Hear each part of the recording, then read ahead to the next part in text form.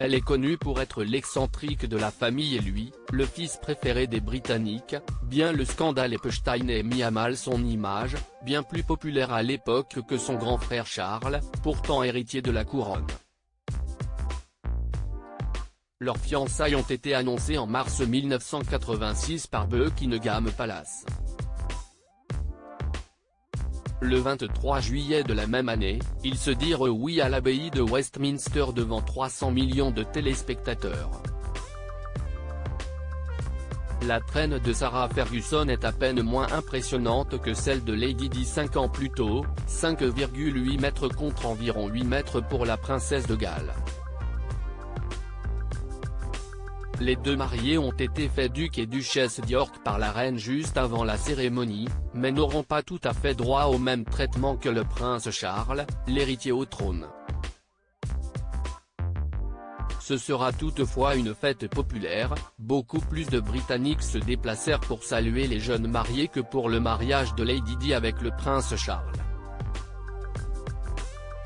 Il faut dire que leur histoire ressemble à un conte de fées des temps modernes. Même si l'on retrouve des origines aristocratiques du côté de la famille de son père, Sarah Ferguson était simplement la fille de l'entraîneur de polo du prince Philippe, puis du prince Charles. Son destin sera de finir princesse, devant une Angleterre conquise. La robe de Sarah Ferguson, Fergie comme la surnommeront les Britanniques, est signée l'Inde Chirac. Mise en pli et voile bouffant, pas de doute, nous sommes dans les années 80.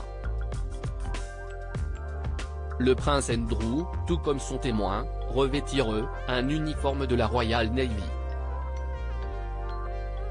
1800 personnes avaient été invitées pour assister à leur union, mais aucun chef d'État et ce pour deux raisons, Andrew n'est pas l'héritier au trône et la famille royale est tenue de ne pas exprimer de quelque manière que ce soit ses opinions politiques. Ainsi qu'en mariage du prince Harry, pourtant très proche des Obama, aucun membre de la famille de l'ex-chef d'État n'avait été convié. Scène suivra un tour en calèche, devant une foule conquise puis le traditionnel baiser au balcon de Buckingham. We want a kiss, scandaient alors les badauds, dans une scène qui rappelle celle du baiser de Kate et William 20 ans plus tard.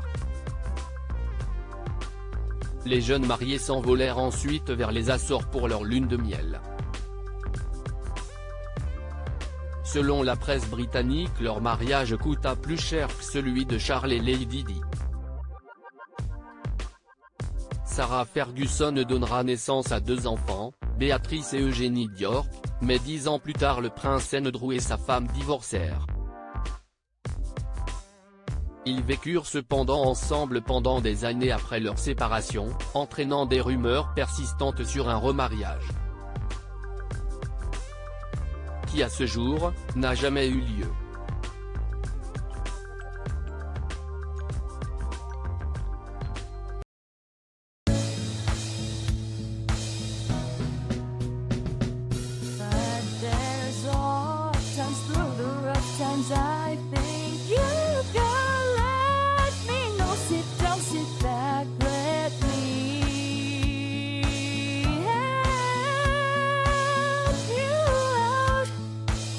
Step